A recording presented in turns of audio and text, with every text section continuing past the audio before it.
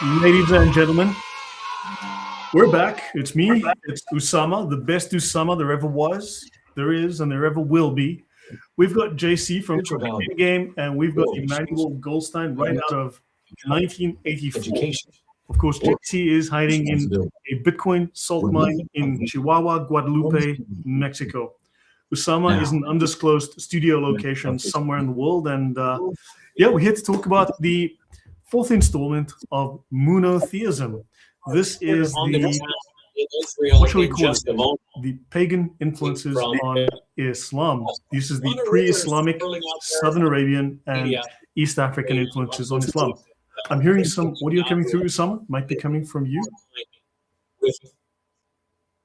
In the studio, and I talked to the producer if we can cut the sound from this room, but we can't. It's a whole building. You can hear what we're talking about. So I apologize about that. I may be just when I'm not talking, I will mute my mic. I'll mute my mic. So briefly, we were just talking about what someone wants us to talk about the Sharia in the near future. So this is something that we can do and will do. So let me share my screen, get that going. And JC mentioned something as well.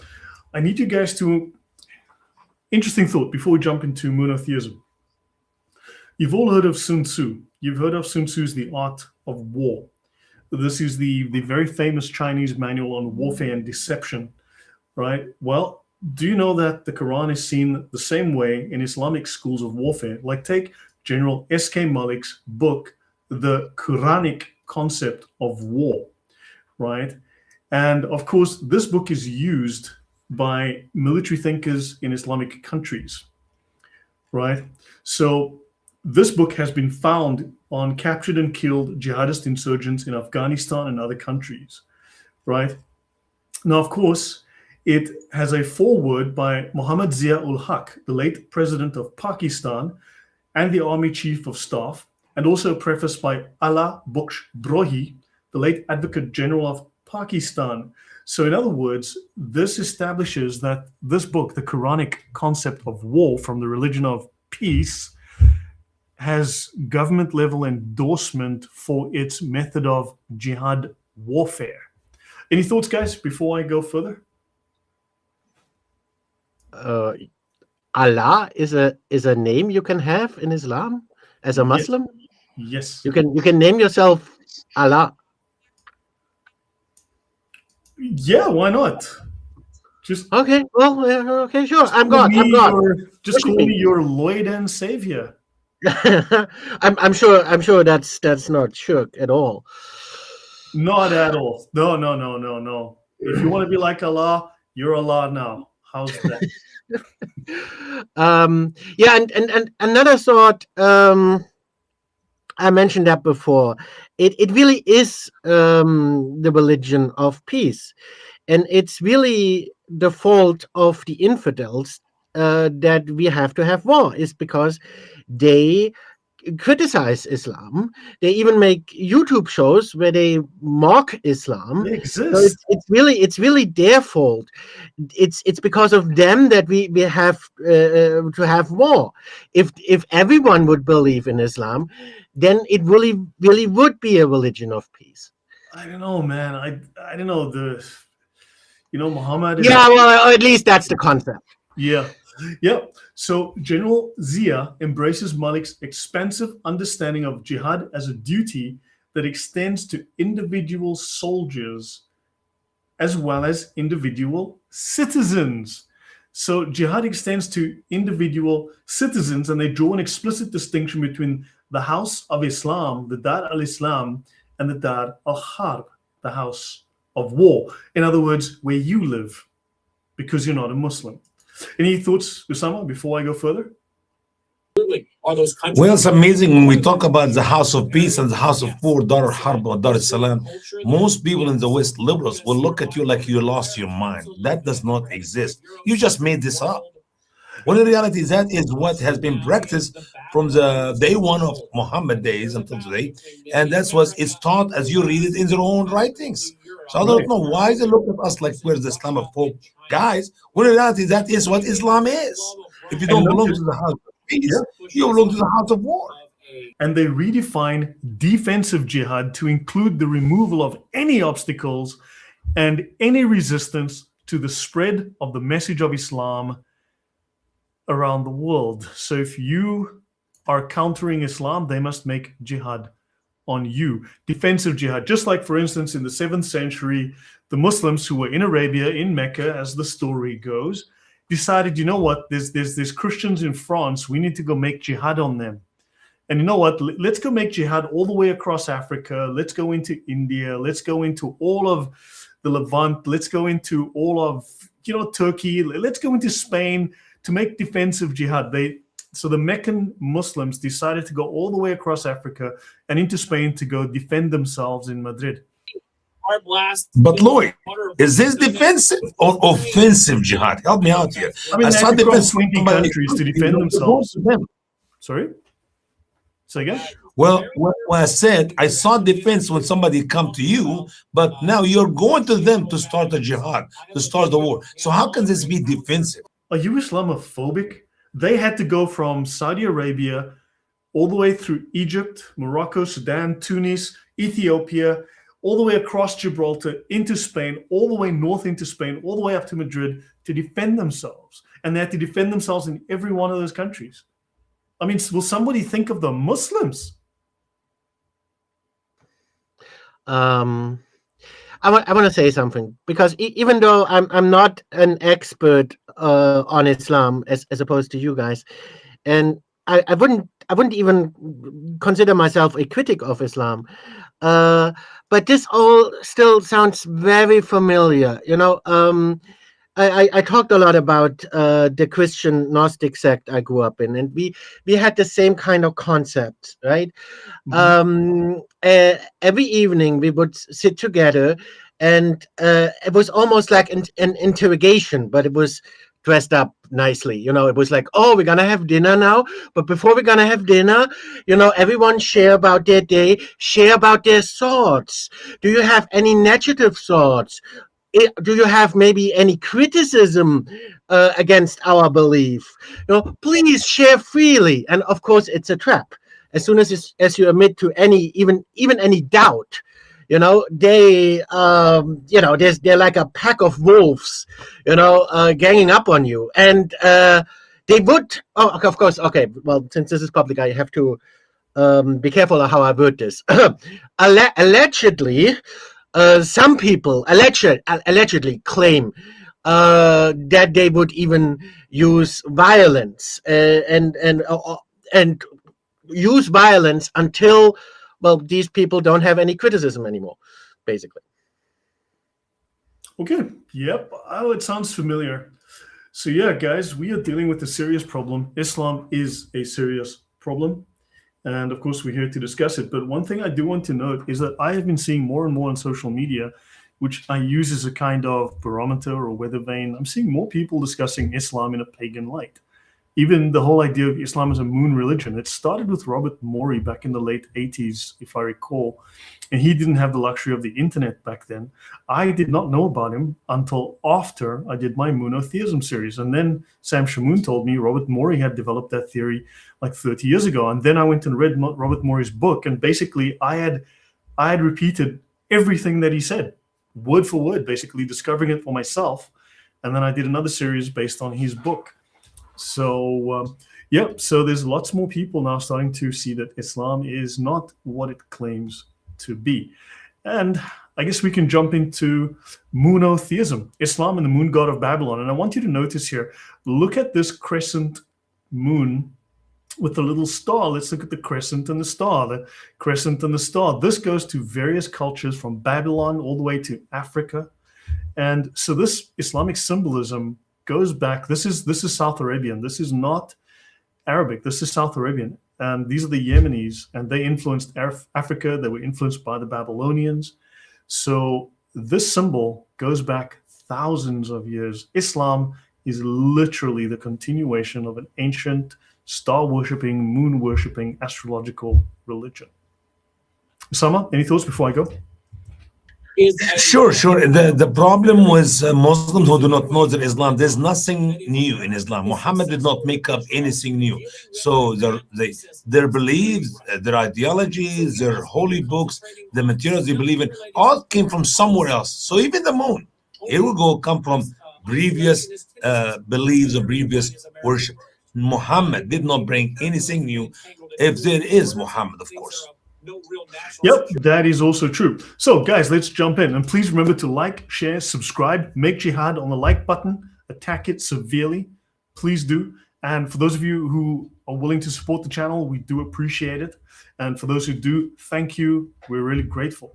Okay, so we can talk about, we ended on maps last time, but now it's the Sabah, the Sabayoi, the Sabai, and the Bible. So the Sabai, right? These were people in the ancient kingdom known from local inscription as Sba, right? Also, we know it as Sheba, the queen of Sheba. And this was in southwestern Yemen. Saba is tested in Assyrian sources, so in other words, northern Levant sources. Sadly, though, northern Levant sources don't know about the Palestinians, of all things. Neither does the Quran. Crazy, but true.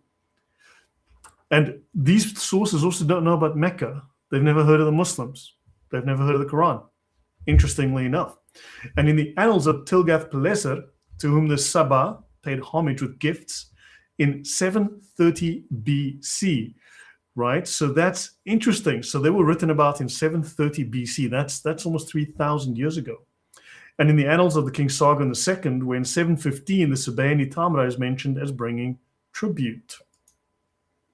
There's an inscription of Sennacherib, according to which in 685, the Karabili sent gifts. And Thunderous, I'm going to send you the link if you want to join us.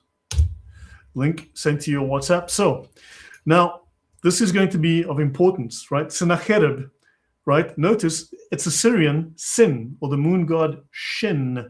So we come back to the moon god Shin. Acheribba, the moon god Shin, has replaced the brothers. So we come back to that name Shin. Remember, the Allah of the South Arabians was known as the moon god Shin, who was also the moon god of Babylon. He was known as Allah. He was known as Shin, but also known as, well, Sin, but also known as Makkah. Had an interesting bunch of names. So does Allah and Makkah sound familiar, Usama? Absolutely. That's where we get the foundation which Islam tried to put on Abraham and Ishmael to bring Muhammad to this world. Islam was confusion about the beginning of the Kaaba and the confusion about the beginning of the Abrahamic religion concerning Islam. Yep. So he had a conflict in Babylon, and then he leaves Babylon, if I recall. So let's continue. So his kingdom falls after civil war between several Yemeni dynasties claiming kingship, and they split into separate territories. And the Himyarite kingdom, think of Yemen again, arose as victors. Their traders, they mention in Jeremiah and in Ezekiel, and Job 1:15 describes them as a rival nation of Israel, enemies of Israel due to their religious differences. And in Isaiah 45, they're described of people of great physique. In Job 1:12-15, we see the Sabaeans are used by Satan to attack and enslave Job's family. And what was their main crescent? Oh my gosh, crescent and star maybe? Maybe they were, And the Lord said unto Satan, Behold, all that he hath is in thy power. Only upon himself put not forth thine hand. So Satan went forth from the presence of the Lord. And there was a day his sons and daughters were eating and drinking wine in their eldest brother's house. And there came a messenger unto Job and said, The oxen were plowing, and the Sabaeans fell upon them and took them away. They have slain the servants with the edge of the sword, and I only am escaped alone to tell thee. So the Sabaeans, as we've discussed previously, are believed to be Muslims. This was according to Muhammad Shukri al-Alusi, who compared the Islamic religion to that of the Sabaeans. And in other words, we discovered when we previously discussed this, that something like 90% of the practices of these moon-worshipping Sabaeans are identical to what Muslims practice today. So in his writings, he found that their practices are mostly similar. Their laws are mostly similar. They do everything that modern Muslims do now. Sami, you're nodding your head? Yeah, yeah, absolutely. Think about even the simple study to the 5 daily prayers and the wudu and the fitra, which is the cutting of the fingers, the cleaning of the body, the taking off the hair of the body, and so much of the things which Muhammad brought to Islam as a culture or a way of life. It's actually come out of the Sabaeans. Yep. So I want to add something. Last time we talked about the Alkacides, and actually the Alkacides were also known as the I'm butchering this. I don't know how to pronounce this correctly, as the Muqtazila, which means those, Mutazilites, the right. Mutazilites. I don't know how to pronounce it, but in any case, it means those who wash themselves, because they were famous for having, well, actually, the exact same kinds of washing and cleansing Daily rituals that we ablution. have in Islam today. Yeah, yeah, we'll get to some of that, the daily ablution. Now, these Sabaeans were practitioners of many elements of this religion of Abraham that we discussed before. The religion they claim that Abraham practiced before he supposedly, according to the corrupt Jews and Christians, became a Jew. Okay, Sennacherib, right? Shin is the god Shin, the brothers, and he replaced, right? And the deity Shin or Nana in Sumerian is the Mesopotamian god of the moon and wisdom, brings the hikmah, right? First mentioned in writing in 3500 BC. This is over 5,000 years old. Shin is among the most ancient and prominent deities in human history. All of this is going to be very relevant and also mentioned. This is all in the Bible. A lot of this is mentioned in 701 BC. You have 2 Kings, Chronicles, Isaiah, and so on. And so you have Akkadian, the language. All of this is there's a historical record of these people.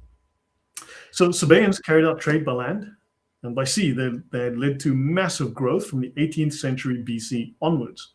They established colonies along the Red Sea and in Ethiopia. And remember, this discussion started in Ethiopia. They had a very lucrative spice trade, especially frankincense and myrrh. They lived in the land of Sheba as regional monarchies. The first king was the Qarib al-Bayin, ruling during 700 to 800 BC, right? So the word Qarib is going to be important. Qarib el, the Qarib of El, right?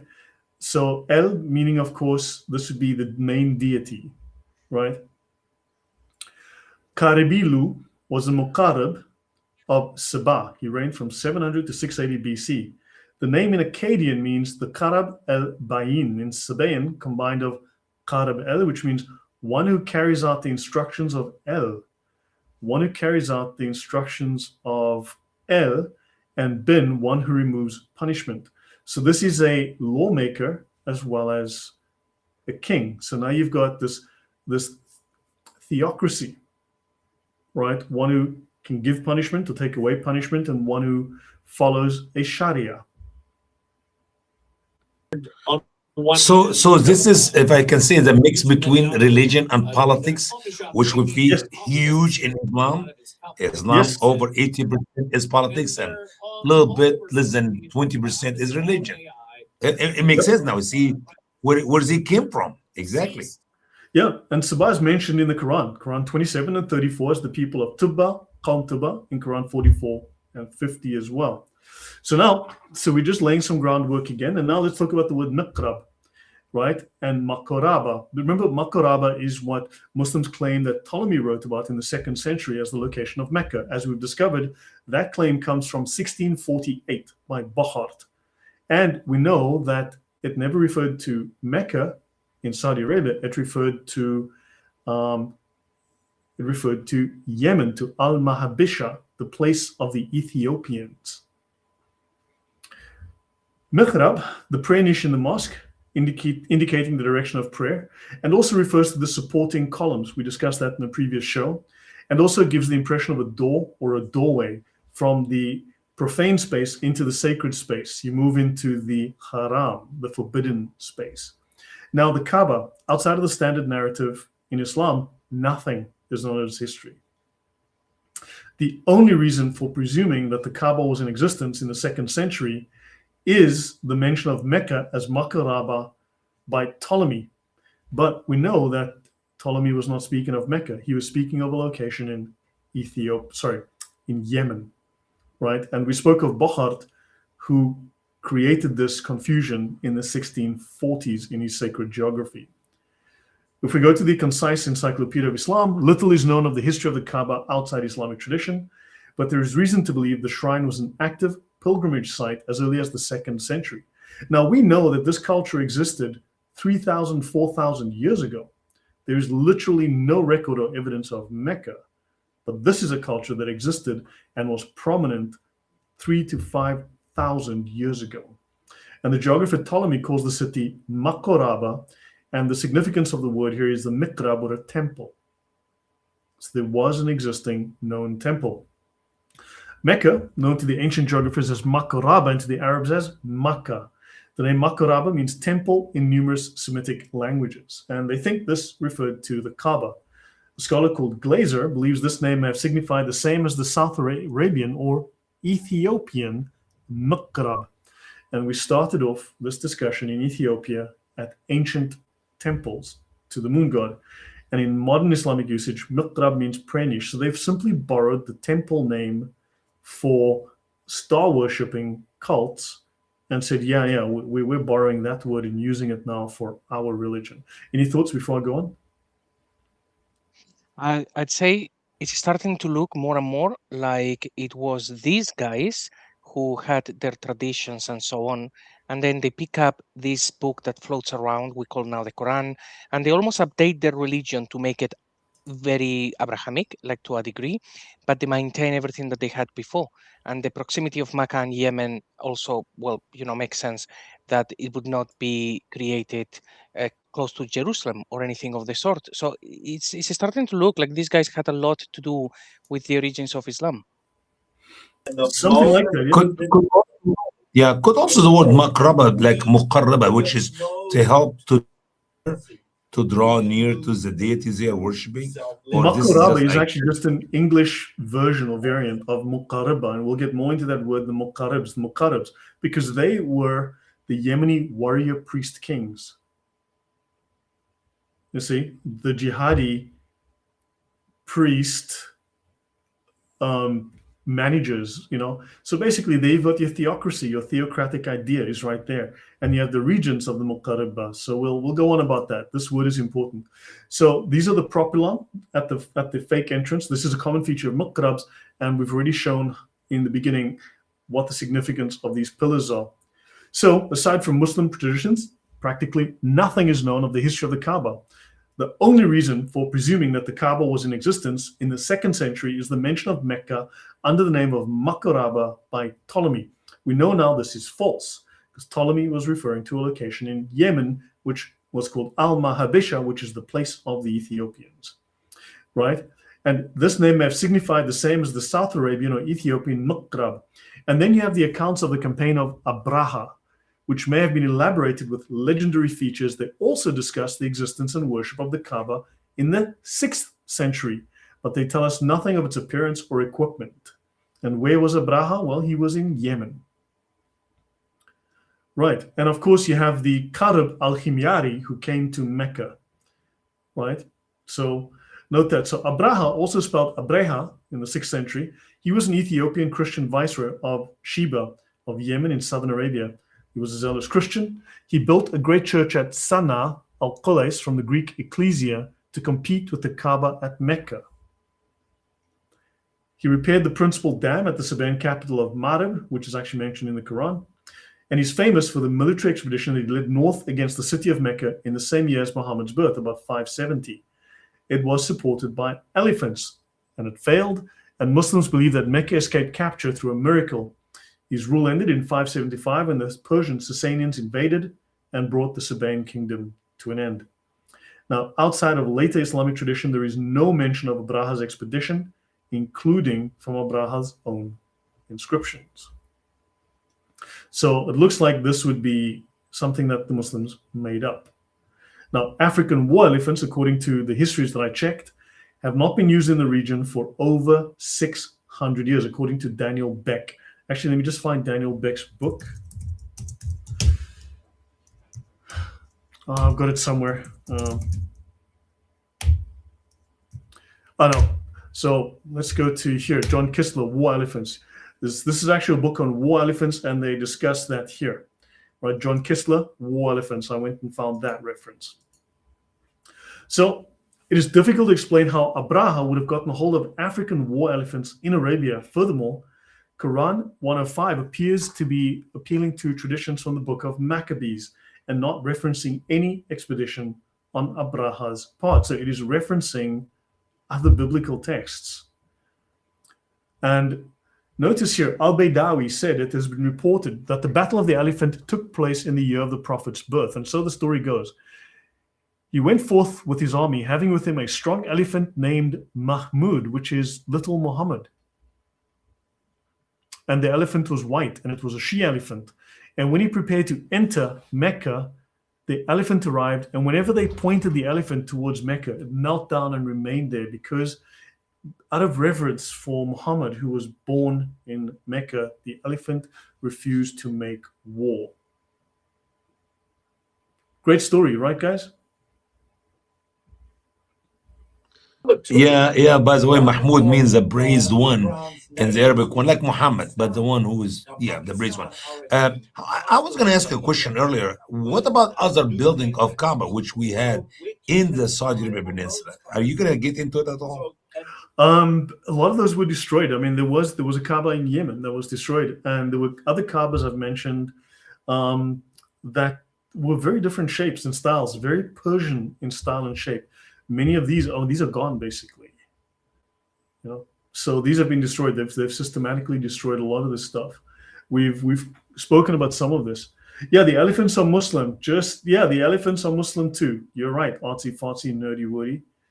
Yeah. So then this elephant actually, yes, when he's pointed towards Mecca, he kneels down. So except that the direction of praying towards Mecca appears like pretty much 100 years after that. So the direction had not been abrogated yet. So not only this story is, they keep inserting these things in all of the stories. Everyone is a Muslim, even the elephant. Well, there you go. And they assumed its gender, which I find offensive. So the commentators record no unanimity on this matter. Okay, Abraha's invasion and Muhammad's birth are often dated to 570.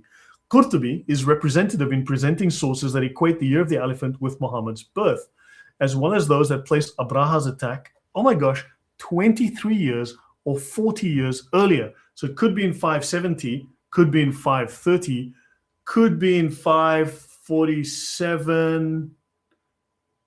Oh my, that's very precise. That's extremely, that's like 5 minutes difference. That is the norm now. Now we come back to the real circle of numbers and locations. Scholars disagree. I give you a bunch of dates and a bunch of locations, and Allah knows best. Yes, indeed. Allahu A'lam.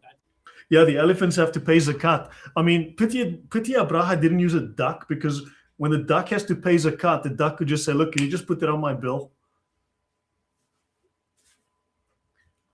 So, various Western scholars like Noldecker, Lammens, and Blachera pointed out the inconsistencies within early Arabic sources and the contradictions between them. So the elephants invaded in the year Muhammad was born, which is 570, maybe 530, maybe 547, who knows? Allah knows BS. Let's continue. Now, we're throwing out a whole bunch of ideas here. A stone carving of a Christian figure found in Zafar, 581 miles south of the holy city, thought to have been made in the era of the Prophet Muhammad. Pagans indeed.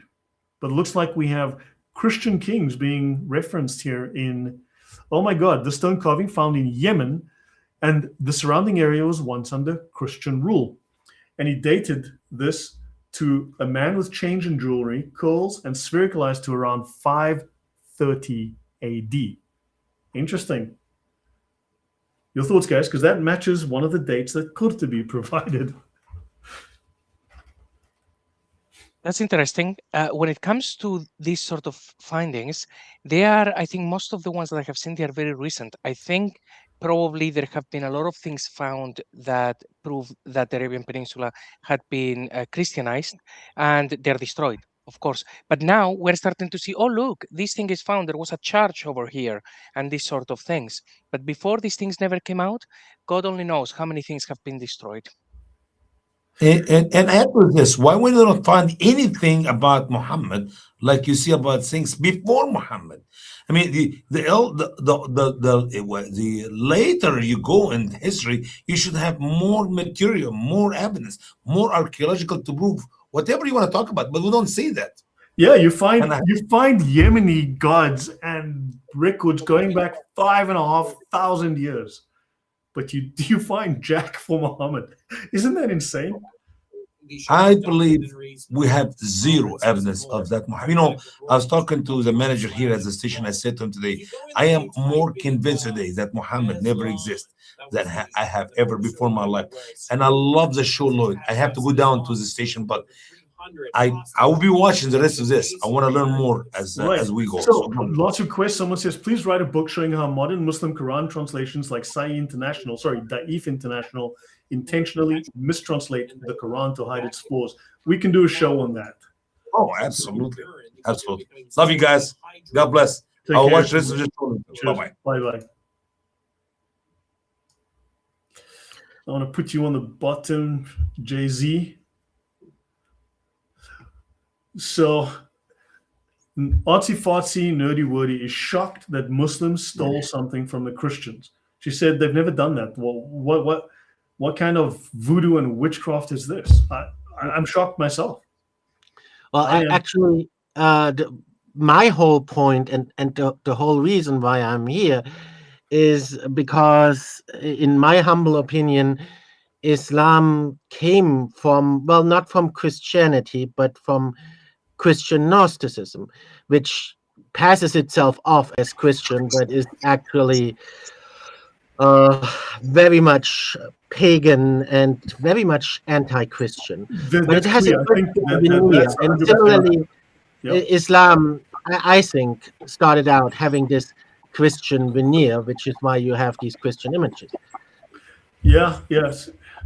There's a guy called Quranic End Game, and he says the female elephant was with Mahmud was called Nelly the elephant. She packed the bags and she went to the circus, I think, probably. So yeah, you had Mahmud the elephant. So you had a female elephant with a male elephant name. Okay, fine, whatever you say, Muhammad, whatever you say. How's it? Thunderous, welcome. Hi, guys. Yeah. Hello.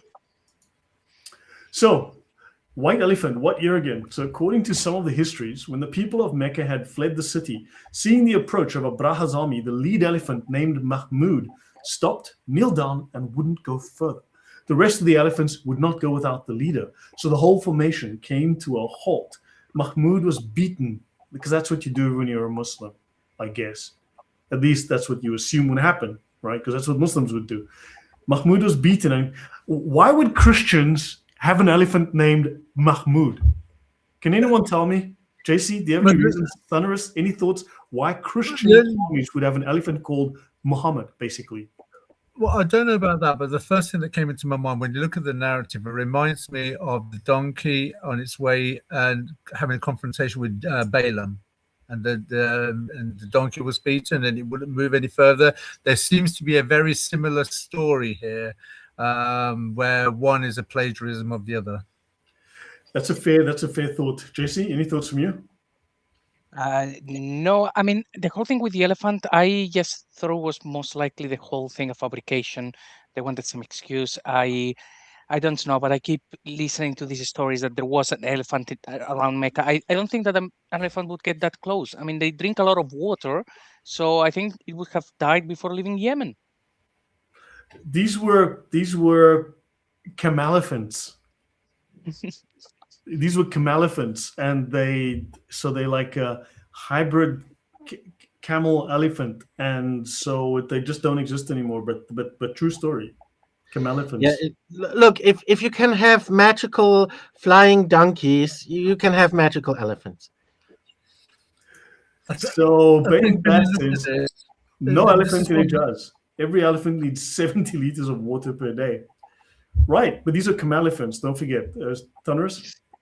Yeah, I was just going to say that when you look at other stories in the Quran or even in Islam for that, you have to take 2 or 3 stories that exist elsewhere and take certain components of them to get where you are in the Quran. So in this instance, you can clearly see Baal's donkey, a similarity there. It's now, where do you get the other components like white or the elephant and Muhammad's name or Mahmud? When you can derive those things, then you can extrapolate certain features of those narratives and put it into this one. That's what is coming out here to me.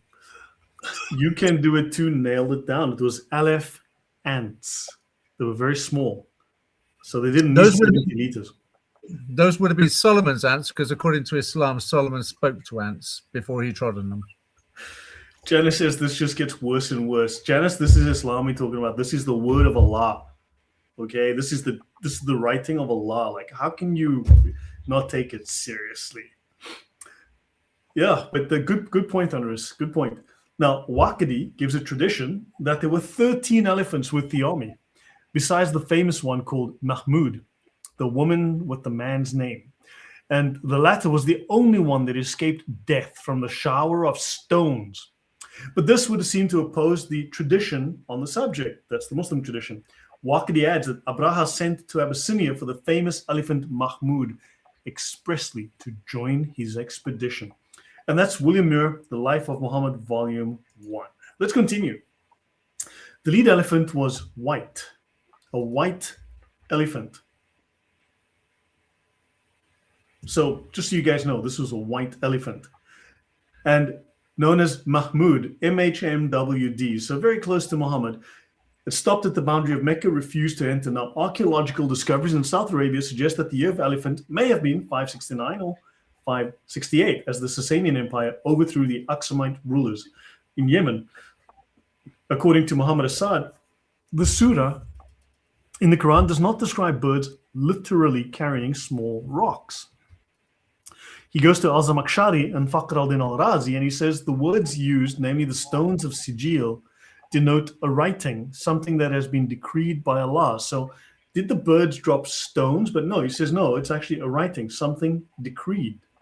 Namely, right, he further explains that this decree by Allah was a very sudden epidemic outbreak, which according to Ibn Ishaq caused fever and smallpox. So this, Assad concludes, points to the fact that the stone-hard blows of chastisement preordained were sudden epidemic due to the fact that the word for fever, hasba, means primarily pelting or smiting with stones in the famous Arabic dictionary Al-Qamus by Firuzabadi. And the word ta'ir can denote any flying creature, not just birds. It could even be insects. So they're taking these words and they're taking a little bit of, shall we say, creative liberty. JC, you're an author. Any thoughts? Well, I'm just thinking whether they were trying to create something like this elephant was Muhammad pre-incarnation. So like first he was incarnated in an elephant and then he becomes a prophet. Whole thing is just nonsense, particularly when we know that Muhammad, even according to the narrative, he was a pagan until he was 40 years old. You know, so the whole thing is just insane. And also, why this obsession with animals? Did the church fathers write stories about the donkey that Jesus rode into Jerusalem? Is that a thing in the ancient times? Is the white elephant in the room with you right now? So is there evidence that the Christian Trinity has pagan roots from Babylon? I'm not sure if you're trolling or trying to distract. I mean, that's not the topic here today. But I don't know. Just when it goes into the paragraph, it says something decreed by Allah. He further explained that this decree by Allah is a very sudden epidemic outbreak. Do you know what that sounds like to me? It sounds like to me when the Philistines took the Ark of the Covenant and they brought it forward before their God. So one night, I think forgive me, I know it either fell on its face the first night. The second night, its head and its hands were chopped off. And then on the third night, the Philistines... Yahweh gave the Philistines an outbreak of piles, specifically for the Philistines, and they brought the Ark of the Covenant back to the nation of Israel. I can't help but think, is this some kind of variation, yet again, where they've extrapolated something from the Bible, where Yahweh broke out or decreed a disease? Oh, this is like the plagues visited on Moses, right? With Moses and Pharaoh. Yeah, it seems very reminiscent. But to Also, answer the question that was asked here, just a moment, Thunderous, I don't think so. I mean, look, I have discussed it in the past. I just cannot remember offhand all of a sudden. But the idea of the Trinity, if you go back to Jewish history, you'll find thousands of years ago, right? The Jews were talking about a Trinity, and of course, when Christianity developed, they started to make, shall we say, little changes to their documentation. I'll get to you in a moment. But the whole Jewish idea of God influenced a lot of people around them. So you might want to ask, did it come from the Jews first and then got corrupted by other regions? But that's something that's maybe worth talking about it, you know? You wanted to say, Emmanuel? Yeah, I agree. The guy is obviously a Muslim troll. No, he's not. He's I- someone asked him, so it's cool. Yeah. Oh, okay. Well, okay, but maybe they're not him personally, but I've heard that from Muslims so many times. This is they No, I love think he's legit. No, I they think love he's legit. So it's hard to tell in claim context. that. And actually, just the other day, just like 2 days ago, someone gave me a book, or rather, well, indirectly gave me a book, and it was a book from the cult I grew up in, and they argued the same thing. The whole book was just about attacking the Catholic Church. And it didn't say that it was from that cult. It just said, "Oh, it didn't." It's such a weird book. It doesn't even have an author. It's just a book with no author. Yeah. They don't say who they are, but they are the cult I grew up in, and the entire time they just attack the Catholic Church. And one of the main quote unquote arguments they use is exactly that. They claim that the Trinity would have pagan origins, and then by extension they claim, oh, because the Trinity would have pagan origins, the Catholic Church would have pagan origins. That's basically the entire claim in their book. You know, it's like 500 pages, but that's basically the main claim. That's what it boils down to. That's the only real argument they have, and it's not really a real argument. And you know, this is so typical, and this was made by a pagan Gnostic cult. They are the pagans, yet they accuse the Catholic Church of being pagans. And then they show pictures in the book. I even made a video about it where I show the pictures. They have like pictures from from female pagan deities, goddesses, you know, where the goddess has a child, and they claim, oh, this is where the idea of Mary comes from. Again, confusing the Trinity and thinking that the Trinity would include Mary for some reason. But Yeah, you know, we discussed it's the that. exact same argument, and it's an argument that's made in Gnosticism. This argument comes from Gnosticism, and Muslims make the exact same argument.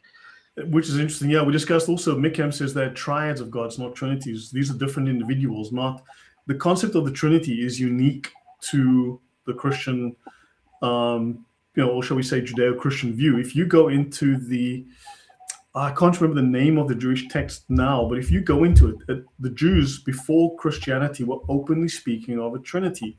It's just that post-Christianity, the Jews kind of, shall we say, stepped away from that. But yeah, let's not go too far off topic. May I just No. add one thing first? Well, on the Trinity, I think we should do a show one day. I'm preparing some things as well, so maybe we can talk about that. But on this one, when it says about the epidemics, the 6th century was full with epidemics actually appearing here and there. Then again, in the 7th century, in ancient history, it happened all the time, and before the Black Death, and they were really quite catastrophic. But the 6th century, they had lots. People very often would see something like this and say it's a punishment from God. But it is easy to see how something bad happens, and people would say, okay, this is because of God, and then they create a lot of legends around it. So you could actually think that a pandemic or an epidemic would happen in reality because they were happening all the time. Right. Also, Artsy Farty says that gods came in threes, which is reminiscent of Baal, Ishtar, and Moloch. But also you had the moon, the sun, and the stars. So the father, the mother, and the children. Right, the father, the mother, the child. They have this family unit style thing, whereas the Trinity is a very different concept. So, but look, I mean, that's something we can tackle another time. Can I ask a question on this, Lloyd? About so just so I understand this correctly, this is the year Muhammad is born, and a flock of elephants, or whatever the group their title is. Some elephants come to Mecca, and the chief elephant, Mahmud, bows down and won't enter Mecca because this is what Muhammad is born at this time, or because Muhammad is going to be born in the city. He was born, I think. I think he was born. So if we assume that he was born at that time, then why is it the elephant knows about Muhammad, but nobody else knows about Muhammad for 40 years? But for 40 years, Muhammad didn't even know, his mother didn't know, his father didn't know, his community didn't know, he himself didn't even know. It was only after the experience in the cave that his wife put things together. She herself knew more about the situation than he did. So why is there a blanket silence for that period of 40 years before anybody found out that Muhammad is a prophet, though the elephant knew that Muhammad was a prophet? And who else would have recognized this elephant was standing there for this particular reason? Because the story has no meaning. Nobody, exactly. It makes no sense. It only makes sense after the fact as a story to embellish Muhammad's presence or something. That's why it's a fictional story. In a Shia hadith, I think you will find that it makes perfect sense. So when Jesus was born, Allah sent a star, and when Muhammad was born, Allah sent an elephant. Yeah, but there was witnesses. There was witnesses to the star. You had the Magi from the distant land, and Herod also was familiar with it, and there were other witnesses to this as well. Whereas this story is just something that's been added on retrospectively to give credibility to Muhammad. What I don't understand is the elephant was sent by Allah to contact Muhammad. The elephant was trying to make a trunk call. Right. Your puns are terrible. Yeah, I know. So in a Shia hadith, Imam Ali was born in the 30th year of the elephant, and he died in after Hijrah 40. Some scholars place the year of the elephant 1 or 2 decades earlier than 570, so it could be 560, could be 550, and they place it before the birth of Muhammad's father as well. So in this tradition attributed to Ibn Shihab al-Sukhri in the works of Abdul Razak and al-San'ani, the whole incident happened before the birth of Muhammad's father. So the attack on Mecca happened, this would be like before Muhammad's father was even born. Yeah. This reminds me a lot of the story you mentioned with the cats, where Muslims claim that cats won't touch or will, out of reverence for the Quran, will not touch the Quran. It's just obviously made up, and it's not true. And my cats, they have no trust me, they have no reverence for the Quran at all. But let's not get into this. But I also want to mention at that time, even if we were to assume it was actually at the time of Muhammad's birth, and not before his birth, but at the time of his birth, as is the claim, then even at that time, Mecca was still pagan, and the Kaaba was a pagan shrine. So the elephant would have bowed down to a pagan shrine, not to an Islamic one. Another good point. Yeah. So look, I think we've maybe spoken enough on this particular topic. It's retarded. I mean, the story is clearly made up after the fact to try to ascribe some kind of meaning and significance to a legend that clearly happened long before Muhammad was born, as far as we can tell. Do you not find that this story is just typical of Islam, where it mentions something with no detail and that's it? I mean, this little account is very reminiscent of, say, Dhul Qarnayn. He was on a road to somewhere, he got somewhere, then he went on a road to another place, then he went on a road to another place, met a bunch of people, did something, then he carried on about his business. No detail at all. Yep, no, it was the elephant prophet predicting Muhammad. Yeah, no, exactly. It's common. So just as in the book War Elephants, the one I showed earlier by John Kistler, just as Muslims ascribe religious sensitivity to the elephants that refused to attack Mecca, it should also be noted that they borrowed this from previous legends, as they always do. Christians ascribe piety to some elephants visiting Byzantium or Constantinople.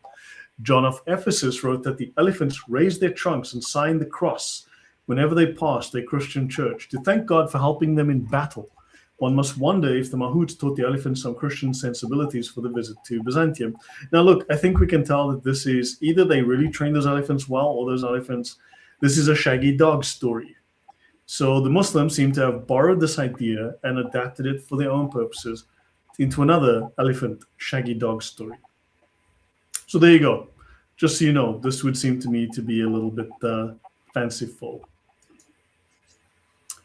So the haram. Now, among the Bedouin, the sacred area around a shrine. So the idea of a haram, a masjid al-haram, comes long before Islam from the Bedouins, right? This is a place where holy power manifests, right? It is the sacred territory of Mecca as well. So Mecca comes after, right? But in terms of the Bedouins, they were pagans. Long before Muhammad was born, these people were pagans.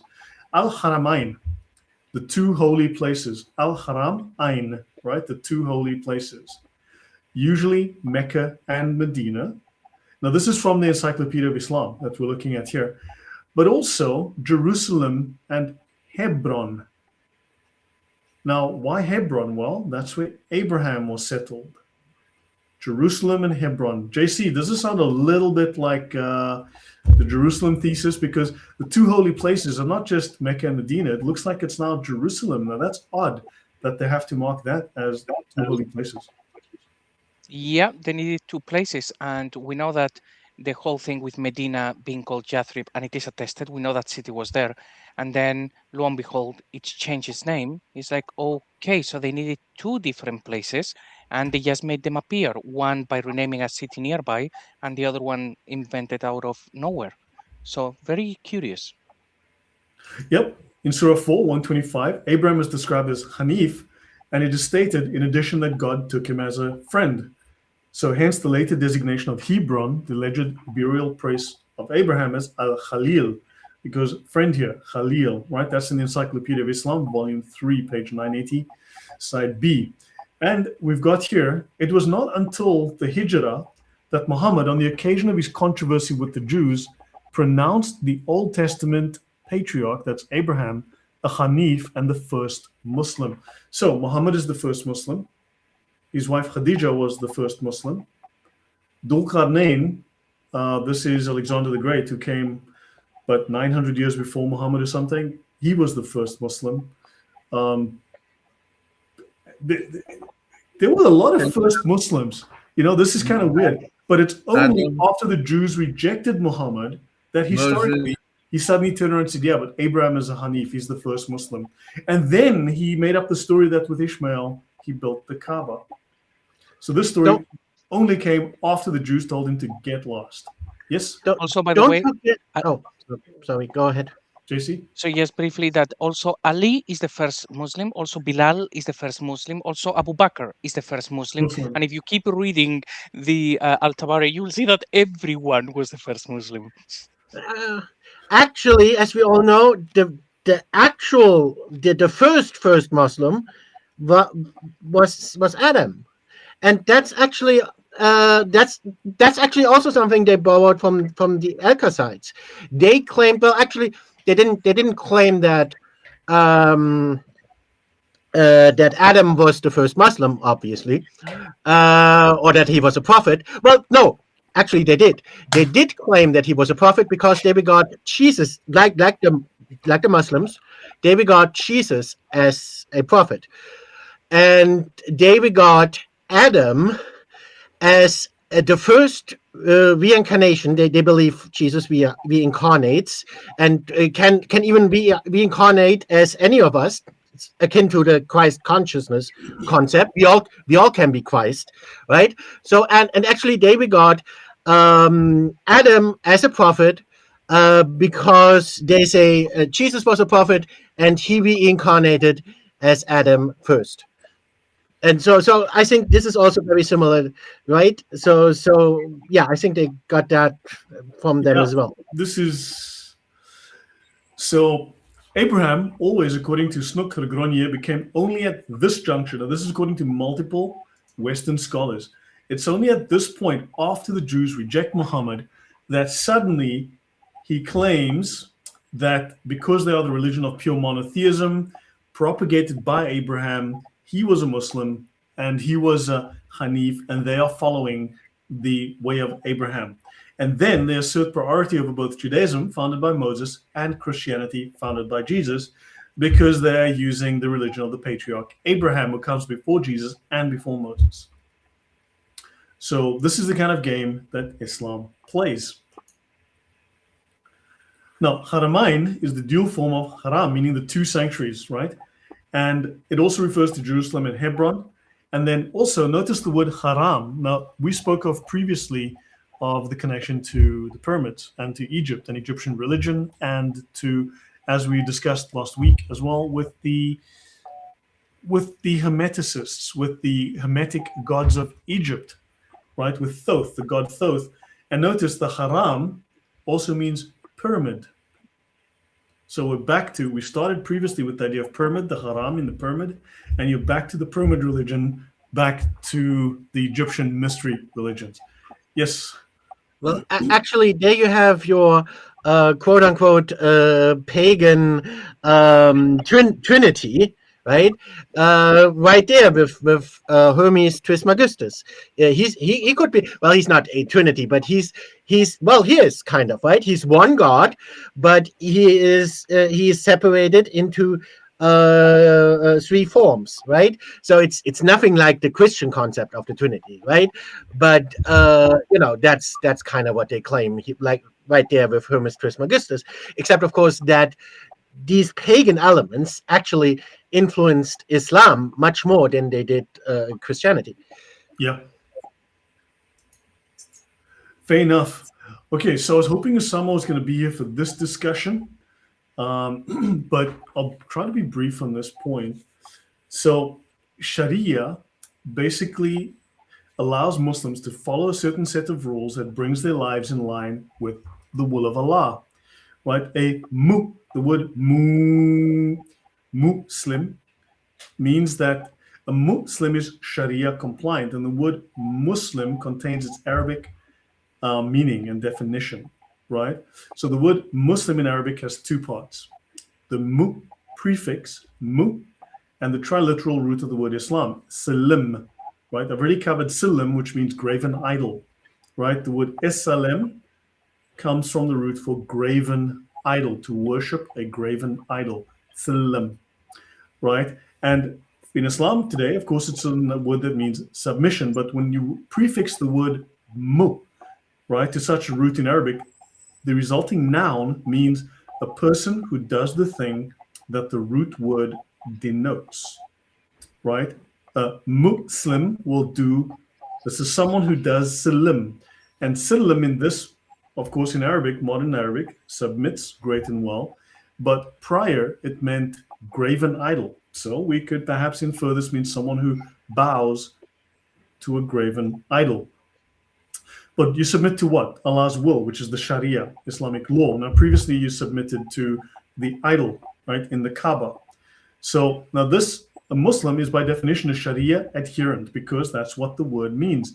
If someone claims to be a Muslim or converts to Islam, was born into Islam, but does not apostatize or separate from it, then it is reasonable to conclude that person is Sharia compliant. Therefore, we have to assume that all Muslims are Sharia compliant.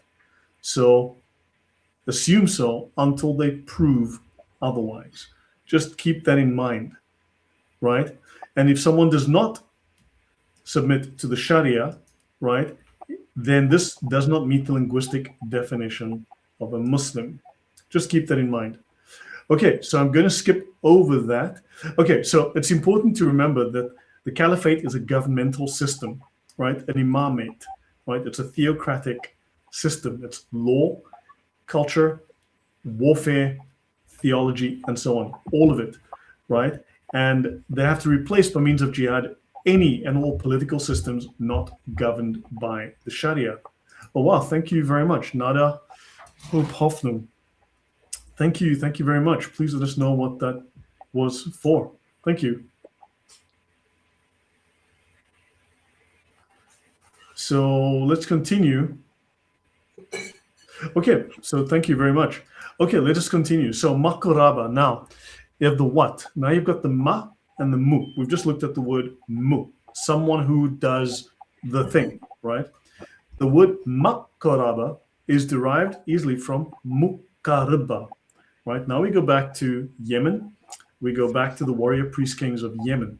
And this is the Makaraba that people claim was originally Mecca from Ptolemy. The Mukaraba are the priest kings who served the will, right? Mukma, someone who follows Muslim, Mukaraba, Makaraba, right? The priest kings who served the will of Allah. And Allah, for these Yemenis, was known as the god Makkah. Makkah, also known as the Babylonian moon god Shin, Swen, right? Sin, also known as Allah. Any comments from you guys? Any thoughts before I continue? No, I'm fine. good. Yeah, but does it all make sense? Does the logic hold here? The term ma, mu. It just used to be ma, and in modern Arabic it became mu. So, Yeah. So under Islam, you have a caliphate. Under the Khalifa, the leader is the Amir al-Mu'mineen, right? The Amir al-Mu'mineen is the commander of the believers, right? Adopted by Umar on his election as caliph, right? And it was used as the title of the caliph until the end of the caliphate. Amir al-Muslimin, right? Amir al-Mu'mineen versus Amir al-Muslimin, the commander of the Muslims. Now, oddly enough, this was a title used by the Almoravids, right? By the Almoravids. Now, Amir al-Muslimin is the Lord of the Muslims, a title which the Almoravids first assumed in distinction to the title Amir al-Mu'mineen. So we had an actual distinction between the Muslims and the Mu'mineen, the believers, a general group of believers. So the latter title was borne by independent dynasties. The Almoravids recognized the supremacy of the Abbasids. So the Abbasids were of the believer group, and they didn't want to arrogate to themselves the title of the caliphs. So they established a sub-caliphate with a title of their own. They called themselves the Muslims. So here you've got a little caliphate forming under the Almoravids who called themselves Muslims versus the ones who follow the way of the believers. So there was actually a difference between the believers and the Muslims, at least. Any thoughts, guys, before I go on? Go on. I'll say, I think, unless I'm very wrong about this, that the earliest inscriptions found that have the word like Muslim are in the 700s. I don't think they happened during the time of Muhammad for nearly 100 years. Yeah, when did the Almoravids, when did they exist? Let me just check. 1050s to 1157. So it got established very late. So yeah, so they got established very late. So the term really came into common use rather late. Yeah, the word Muslim wasn't around early. So keep that in mind, right? Now the word Malik, Abdul Malik and Muqarraba. So early first millennium BC, the political leaders were the Maliks or the Malik, right? And they created a commonwealth occupying most of South Arabia. And they took the title Muqarrab Saba, right? The Muqarrab of the Sabaeans. The Muqarrab of the Sabaeans. And the Muqarriban were the special retainers of the ruler. So the Makaraba clearly is referring here. So the whole idea of the Muqarriba as ones who followed, right? The idea clearly comes from Yemen in this case. And the word mu is simply borrowed from Muqarrib, a unifier. So the Muqarrib was a unifier. Literally, the word means unifier, to unify, right? And in ancient Yemen, it's a sovereign superior to the kings. And they speak of many impressive buildings in southern Arabia with temples to pagan deities. And the earlier rulers of Sabah wore the title of Muqarrib, which combined the functions of prince and priest. These were theocracies that existed long before Muhammad came around. So a Muqarrib was a priest king. So the whole concept of the Muslim and so on, all of this comes from previous dynasties, previous ideas, long before Muhammad. So Muqarraba is a plural. It's the Romanized form of Makaraba. Muqarraba. Yeah, any thoughts, guys, before I go on? Just on Abdul Malik, that the title means, it's supposed to mean servant of the king, which is a very odd title for somebody who is the caliph. So basically, he has no one above him. So that one can argue it was something to do with Jesus, and he was basically servant of the king, and that was something to do with Jesus. In one of the coins that Mel showed on his channel, that is Abdul, it was always understood as Abdul Malik carrying a flaming sword, but he has unpacked that coin, and it actually looks like an image of the angel of the Lord, basically Jesus, with the flaming sword. So it is possible that during the early times of Abdul Malik, he was a heretical Christian, but is still Christian, and that's where his name comes from. It's obviously very difficult to actually figure that out, but it does sound like that's possible. Yeah, but you've got this Jewish Christian sort of idea, and then it transplants itself into Arabia, which is dominated by the idea of the Muqarraba. So then they've got to fuse these ideas of this existing state, which is run on these theocratic principles, infused with the ideas of Christianity that they stole from heretical Judaism and Christianity as well. So that's kind of the idea that I'm getting. Andrew Martin says, yeah, this is why the Muslims assert that fitna is like rebellion against the government, because it is. It's rebellion against the Islamic government, against Muhammad, the priest king, and that's also true.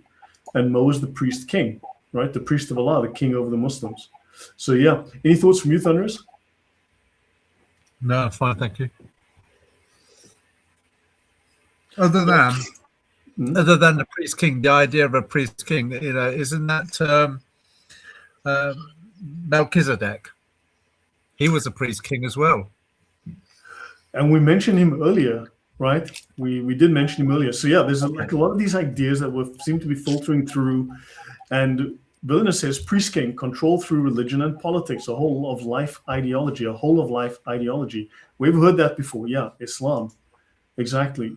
Okay, so Muqarrab Malik al-Makkah. So this could mean the place of refuge. And the inscription placed in the wall of the temple relates that Yada el-Darikh, son of Sumu Ali and Muqarrab of Sabah, erected the wall of Awam, the house of al-Makkah.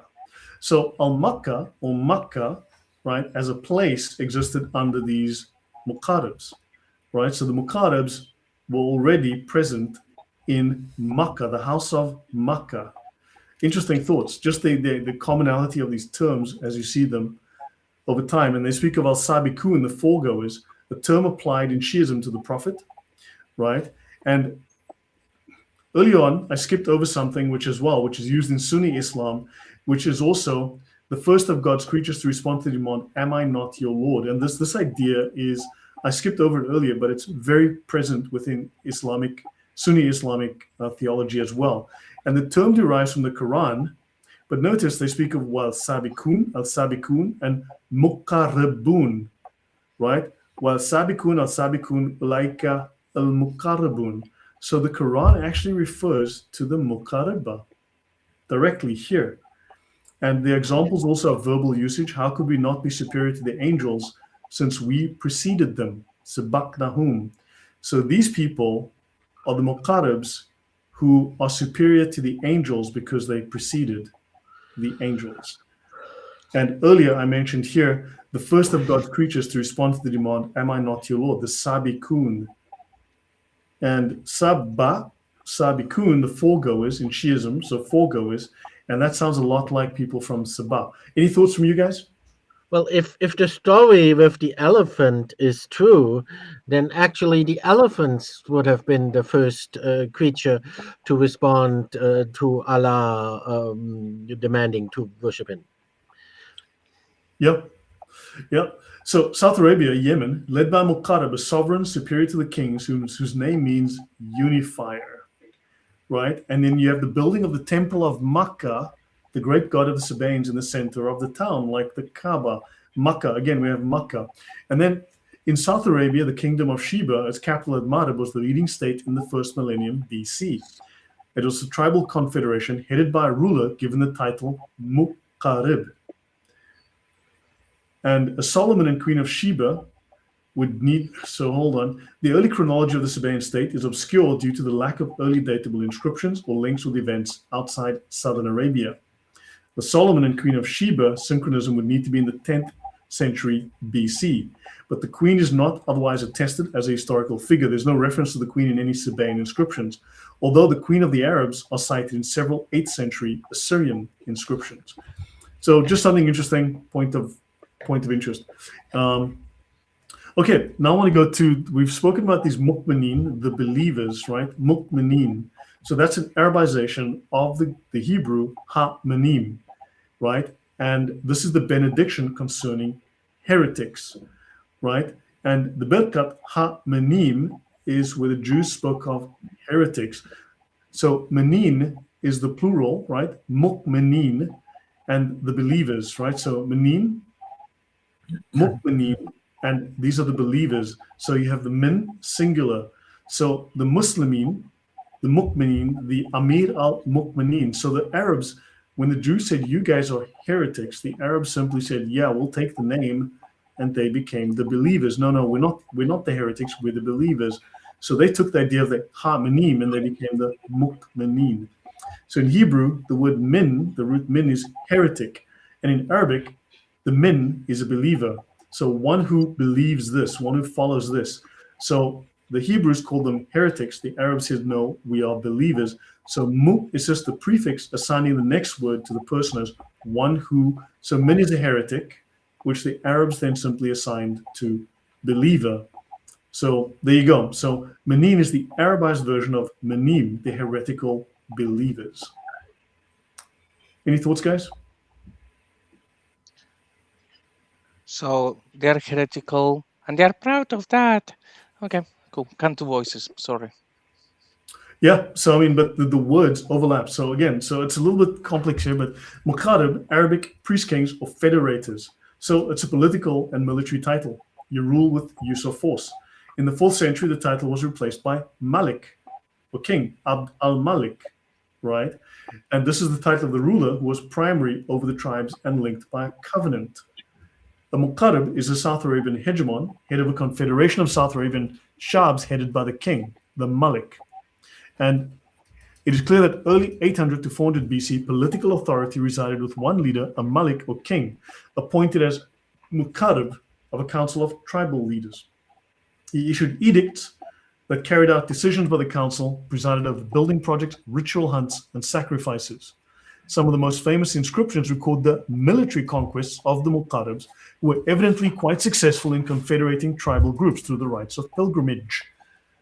For instance, at Jabal al-Loth, which is a mountain. And so they did pilgrimage, and they used such social cohesion to conscript military forces. And here you've got a template taken from these Yemenis that is very, very similar to what the Caliph does in Islam. That's my point. So, thoughts? Yeah, this whole thing about people going to one place, and that's how you get armies, that actually makes sense. It's also part of the whole thing with Petra, that a place where you have to form an army would have to be a trade center. So you have people, you give them money, they join your army. Mecca is not a very good fit for that. Petra actually is, but so is like Yemen, for instance. Yep, no, exactly. But can you see the kind of parallels, the things that foreshadow Islam? The model, the political model, is Christianity like this? Does this speak of Christianity? Do you see Christianity being modeled here? Do you see Judaism being modeled here? No. I very much see Christian Gnosticism being modeled here, but I already very much made the point that Christian Gnosticism isn't Christian at all. It borrows that name. It claims to be Christian, just like Muslims claim to follow Jesus, but it's only a veneer. Yep. So the hegemon is a hegemon over a political state. I mean, I see here a model for Islam. This is a model for the Islamic caliphate, right? So having dominant influence or authority over others, that's the caliph, one possessing hegemony. Okay, let's have a look at Baal or Hubal, right? And Ha-Malak, right? Molech. Hubal in the Arabic was a god worshipped in pre-Islamic Arabia, mentioned in the Bible as well, right? In pre-Islamic Makkah, there was a temple to the moon god Hubal. The two Greek manuscripts of the Periplus use Latinized Carabel, right? So the name represents a transcription of the Sabaean name Carabel, blessed by or following God. So let me see. Mukaraba, right? Makoraba, one who, one who, Karabal, one who follows the god Baal, one who is blessed by Baal. Mukarabal, Mukaraban, Mukaraba, right? So this is a name shared by numerous South Arabian rulers, right?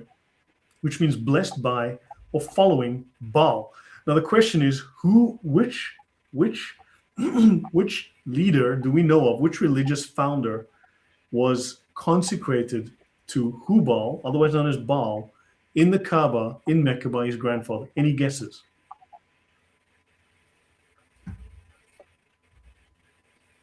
Well, Muhammad, of course. So Hu or Huwa in English, Hu or Huwa in Arabic, meaning he. Okay, so Hubal, he who, right? Again, that this person does that thing, right? It's a pronoun, it's a name of for Allah in Sufism. So the name Huwa is a name for Allah in Sufism. Hu, okay? Hu, Baal as well, don't forget, that's the prefix of the name Baal. Literally, Hebrew and Arabic for the third person, that's used to avoid attribution of a grammatical gender to Allah. So they try to make Allah sexless.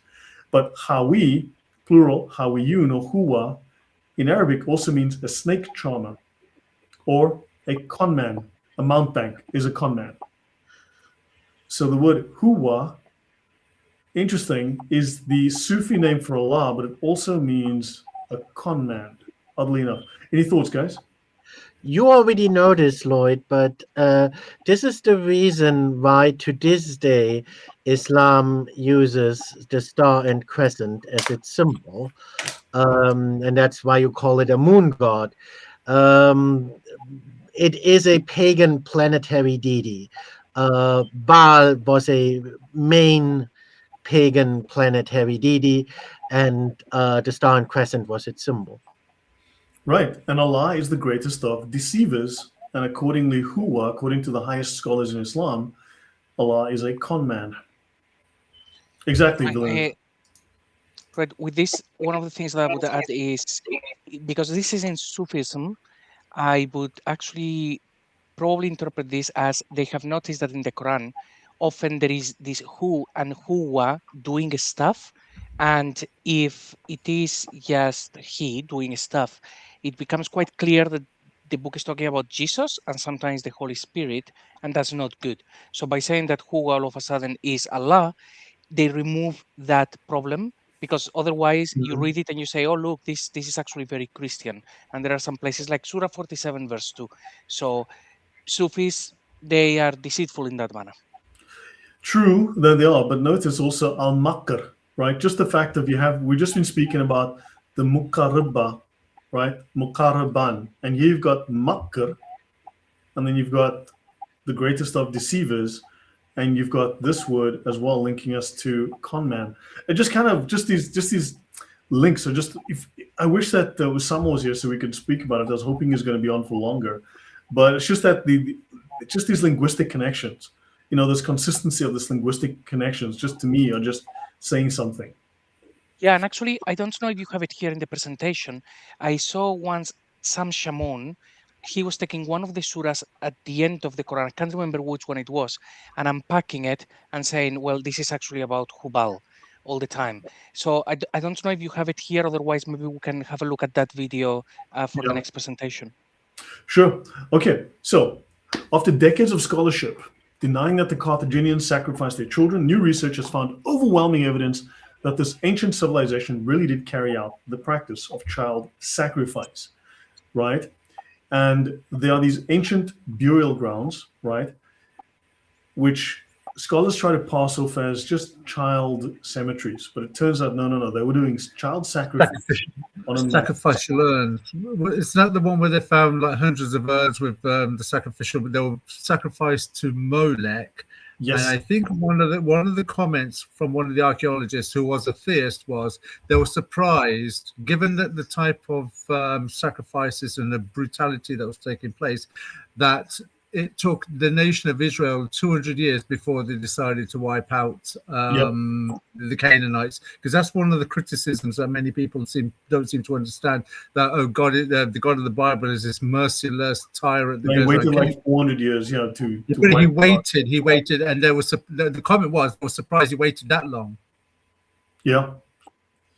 So scholars obviously didn't want to, shall we say, the Carthaginians, there's this fine ancient group, and they wanted to say these guys were squeaky clean, walked on water. And it turns out they're a bunch of murdering psychopaths, right? So Josephine Quinn of Oxford University's Faculty of Classics said, it is clear that the stories about Carthaginian child sacrifice are true. This is something the Romans and Greeks said that the Carthaginians did, and it was part of the popular history of Carthage in the 18th and 19th century. Children, male and female, mostly a few weeks old, were sacrificed at locations known as tofits. The practice was carried out by their neighbors at other Phoenician colonies in Sicily, Sardinia, and Malta. And dedications from the children's parents to the gods are inscribed on slabs of stone above the cremated remains, ending with the explanation that the gods, or gods concerned, had heard my voice and blessed me. And they worshipped a god called Baal, Baal Hamon, the face of Baal. Right? Now, I just want you to note Hubal. We've spoken of Hubal, and at some point we'll get to where Muhammad is literally consecrated to the god Baal.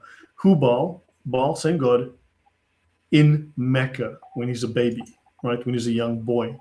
So, the examination of skeletal remains and the associated grave goods and the stele at the Tophet of Carthage and the comparison of the burial practice showed that the Phoenicians did practice child sacrifice. Here's the paper you can read. Now, so detestable was the practice of child sacrifice in Israel that Jeremiah prophesied that the valley of Hinnom would become the valley of slaughter, because there the Lord would judge and punish those who engaged in child sacrifice. So now we've established Baal, okay? And we've talked about Hubal, same god, same deity, same pantheon, the whole bit.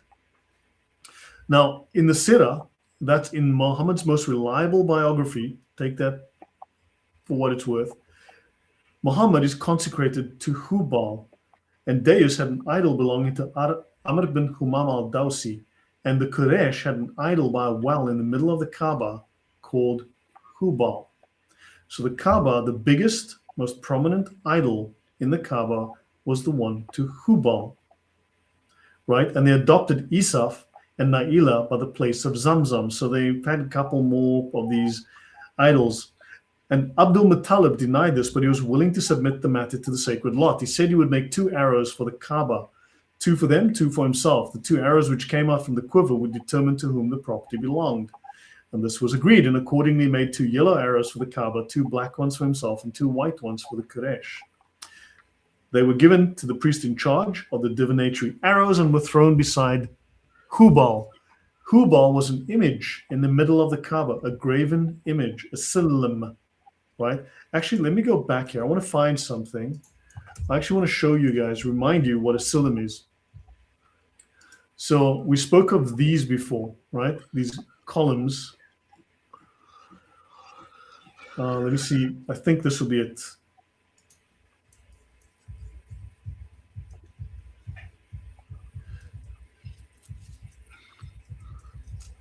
Oh, no. So I'm going to try and find where the... Here we go. Here we go. I just want to show you this. This is a 9,000-year-old shrine in the Jordan, right? And these are graven idols and pillar statues. The whole area of Arabia has more than 50 sites where you have pillar statues. But these ones in Jordan are very well preserved. Notice the graven idol with the face on it. You see the faces on it. And these are called a silim, right? You may have known that silim is the root word for Islam. And Muslim is someone who does the thing. He worships the graven idol. Yeah. Any comments from you guys before I go on? Yeah, you can still... Oh, okay, go ahead. Go on. What is the image on there? Because, I mean, looking at the image I can see there, it looks like the face of an owl. Is it of a human or an owl? It's hard to tell. I mean, it's hard to tell, but it looks kind of vaguely human. But, I mean, these are not exactly 21st century engravers, right? No, but they were very good engravers, though, wouldn't they? So they're, you know, these are 9,000-year-olds, right? So Yeah. Yes, with the topic of Baal.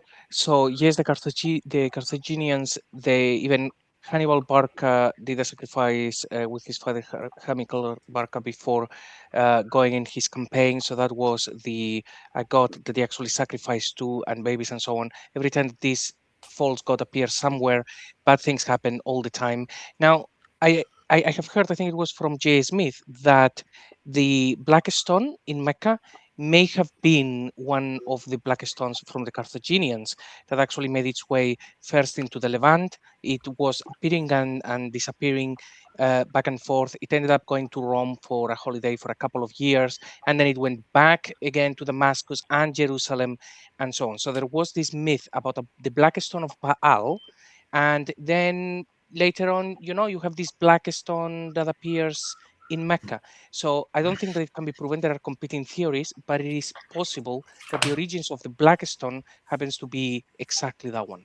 Carthaginian, isn't that odd? Now look, again, I don't have all of the threads tied together, but there's a lot of circumstantial evidence building up, a lot of things that have historical links that just start to overlap. And it is referred to by Abu Sufyan ibn Harb at the Battle of Uhud when he cried, "Arise, Hubal, make your religion victorious. Allahu Akbar," right? Allahu Akbar means our Allah is bigger, right? Not greater, but bigger, right? And to be victorious, we know this. So the whole cry of Allahu Akbar came with Hubal, the stone idol, otherwise known as Baal, and they would say, "Arise, Hubal, and make your religion victorious." So yeah, let's continue. So actually, there's a lot of stuff we could get into here about Hubal, where he came from, about the sacrifices to him, the whole thing.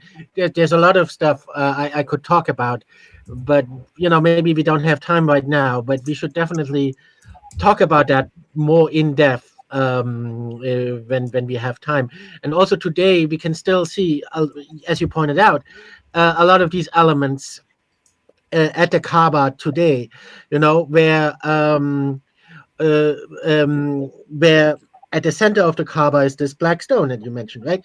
And of course, this reminds me of the black sun. Maybe that's why it's black. The black sun was also identified as a pagan planetary deity.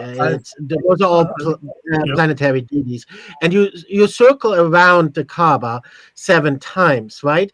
And back then, 7 planets were known, right? Yeah. So this is all as you call it, MOONoTheism, but actually it's sun worship. It's basically pagan sun worship, except that they don't worship the normal sun we know now. They worship the black sun. That's why it's a black stone. That's why it had to be an asteroid from the heavens, and they circle around it 7 times. You need to understand, in the West, they worship the sun because the sun was the main deity. But in Arabia, Mesopotamia, the moon was the main deity. They flipped. The sun was masculine, Rome and Greece, masculine sun, feminine moon. In Arabia, Mesopotamia, the opposite. So for them, it's the moon. So yeah, but Elagabalus, I wonder, the name Elagabalus, he had a black stone, yes, the Roman emperor. Does the name Baal, does that have anything to do with Baal? I'm just curious. And then also, then you have Abdul Muttalib was praying to Allah. Okay, now just notice they were praying to Hubal, and here they're praying to Allah. This is in Muhammad's Sirah. This is the biography of Muhammad. This is like the Gospels of Jesus, right? This is like Muhammad's version, right? Abdul Muttalib was praying to Allah, and they brought near Abdullah and 10 camels. Well, Abdul Muttalib stood by Hubal praying to Allah. I know the wording is confusing, it's deliberately weird, but ultimately you see he's praying to Allah, and Allah is Hubal, and Hubal is the Allah. It's the same deity. Yes, it's the same deity. Praying to Allah, praying to Hubal. In paganism, that planet, this is associated with a specific planet, and that's also why some Muslims say that a black stone actually came down from the heavens, was an asteroid, presumably, and they claim it came down from that specific planet. It's identified with a specific planet, and Baal and Hubal and Allah and so on. Those are all the main pagan gods associated with that Yeah. planet. And Hubal is just he who is. Remember, Hu is just a prefix meaning he who is Baal. Hubal is he who is Baal. Ave Maria says, I learned that wells are used under sacrificial altars. The Kaaba is on top of the well. The eclipse was used by pagans to see if they appeased the sun god, right? Now notice here, and he took them before Hubal in the middle of the Kaaba. So the god Hubal or Baal, right, is in the middle of the Kaaba. And the statue of Hubal stood by a well. Child sacrifice well. It is in the well in which gifts made to the Kaaba were stored. Now, are they talking about babies sacrificed to Hubal or to Baal? That's a question one has to ask. I'll continue here. Abdullah was Abdul Muttalib's favorite son. Now, this, remember, he was playing to Baal and Hubal. This is Muhammad's grandfather. This is his son. So that's Muhammad's father there. And he was the father of the apostle of Allah. And Allah, as we discovered, is Hubal, Baal. So Allah was Baal before... God, I feel like I'm taking crazy pills just thinking about this. And Abdul Muttalib stood by Hubal praying to Allah. And we know that Allah was Baal before Muhammad came around. And they speak of Hubal being in Mecca, right? Actually, I see I've made a little typo there. So let me get, oops. So this says that Hubal being the... you know what? I'm just going to have to move this up. There we go. So Hubal being the greatest or most revered of the idols of the Quraysh in Mecca. This is according to Muhammad's own biography, that Hubal is the greatest, most revered. So Hubal, he who is Baal, is the most important deity to Muhammad's tribe. And if you wanted to circumcise a boy or make a marriage or bury a body or doubted someone's genealogy, they would take him to Hubal, right, to Allah. Abdul Muttalib took him before Hubal in the middle of the Kaaba where he stood and prayed to Allah. So Hubal and Allah are the same deity here, thanking him for this gift of the child.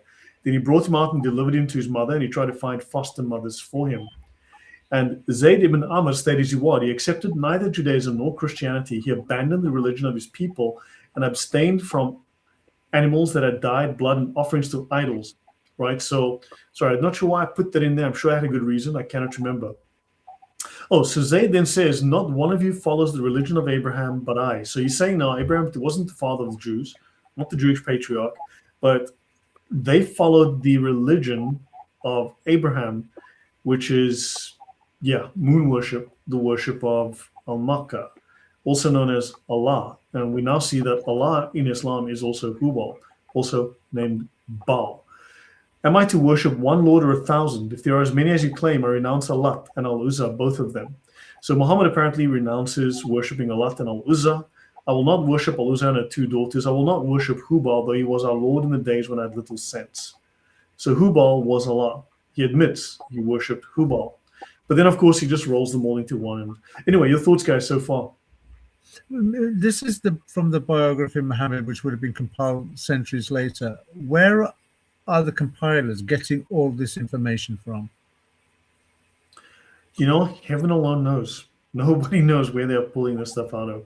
But, I mean, the fact that they're saying it is actually pretty damning. These people were Baal worshippers. There must be a very strong influence because they would, at least in theory, but we also know there were Christians there. Yeah, go on. So how many years is this from Muhammad's birth to the biography being written down? How many centuries? 250. And the original biographies are missing. This is basically a copy of a copy, basically. Right. Also, what Jay Smith has said about the biography of Muhammad is that the guy who did it in Germany, he just took all of the different fragments and stories that they were floating around, but that the stories are different in different places. So that if you were to compile the story of Muhammad based on the records from, say, Morocco, you will have a very different story. So it's certainly not a full composition. It's just this guy found different manuscripts, bits and pieces, and put them together. And people will tell us that it goes back to 250 years from the time of Muhammad. We don't know. Right. Now notice Hubal is a 3rd century immigrant, apparently from Syria. So they speak of idolatry among the Arabs. The explanation currently in favor places the responsibility on this guy called Amr bin Luhay. He brought back to Mecca from Syria an idol of Hubal, and they stuck it in the Kaaba. So interesting. Other sources say from Mesopotamia, which is where we get our moon worship. And then, of course, they say this is the Encyclopedia of Islam. According to Abu Zayd and others, idolatry is not directly opposed to Tawheed. Islam is Tawheed; it rejects idolatry, right? But according to Abu Zayd and others, idolatry is not opposed to Tawheed. No one would be stupid enough to identify the creator with a piece of wood. Of course, Muslims keep telling us that. But the error of the idolaters is they suppose that God has a form. Allah has no form. That's the Gnostic God again. So yeah, they're just odd that idolatry is not directly opposed to Tawheed. So yeah, just these odd references that I'm seeing. It's just really strange. So it's not that the idolaters give associates to God. So notice, accuse the idolaters of giving associating partners with Allah. That's not the problem. Partners with Allah is not opposed to Tawheed, because it remembers in the past there were many, many gods. The problem is that they suppose that God has a definite form. That's a very odd statement. Your thoughts, guys? Yeah, this is Gnostic. This is basically the monad, the ultimate source God. He's not personified. He has no form. He might be, represented by such abstract concepts as like entire planetary bodies, but he's not like Jesus, who can manifest as a human. Right. Any thoughts from you guys? I'll wind down. Let's go another 5 or 10 minutes. But any thoughts from you guys before we go on? No, Not for me, I'm good. Okay, so let's look at the origins of Hubal from the Smithsonian, right? And they tell us the Nabateans, and this is where this links with Dan Gibson finally. And that's why I think Dan Gibson's thesis is he's got some really good info, very interesting info, but not necessarily complete. So I think there's room for discussion on other ideas, other influences. The Nabateans worshipped powerful female deities, and they built shrines in their honor. Archaeologists were stunned by the evidence for the worship of female deities in the ancient city of Petra long before Islam. And the Nabateans worshipped 3 female deities, Alat, and Alat is the feminine version of Allah. Then you have the goddess, right? And then Al-Uzza, the powerful one, and Manat, the goddess of fate. So Alat is the goddess, Al-Uzza is the powerful one. Remember I spoke of previously of the Sufis will say that Allah internally is female, externally is male, right? He has an internal female aspect and an external masculine aspect. Dr. Glenn Corbett from the American Center for Oriental Research in Jordan said the Nabateans who lived in Petra seem to have worshipped in particular the goddess Al-Uzza, who is termed the mightiest. And we just learned that Muhammad said he would give up worship of Al-Uzza. Yes, Emmanuel. This aspect, that is usually associated with Baphomet, but it's not necessarily Baphomet. But this is also very, very Gnostic. This is also very important. The source god, the monad we just talked about, he is. There are entire long Gnostic stories about this. But bottom line is, it's very important. He is not personified, but he is male and female at the same time. He's neither male nor female, and he's not personified. And then out from that source god emanates male and female forms, and emanates humanity and all that. All that comes later. So this is why it's the source god. The source god is the source of everything, including male and female. That's why the source god is male and female at the same time. Yeah, I've covered this on my channel before. This is the Baphomet, and the word Baphomet was first used during the Crusades in the 10th century, I think it was, and it was actually how they referred to Muhammad. Muhammad was the original Baphomet.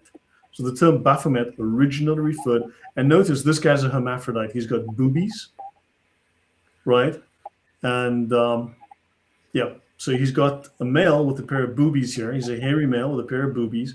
And this staff here didn't used to be, shall we say, a staff made of wood with a little, it used, if you look at other photos of it, it's not this kind of staff. This is the censored version where they replaced his staff with the staff of actually Hermes Trismegistus that we just talked about. And also a little Easter egg for you. Can you bring up the picture again? I just deleted it. Let me just start again. Well, it's not that important. But if the people who are watching this, they can just scroll back a little and look at the picture again, or look at the picture up on Google.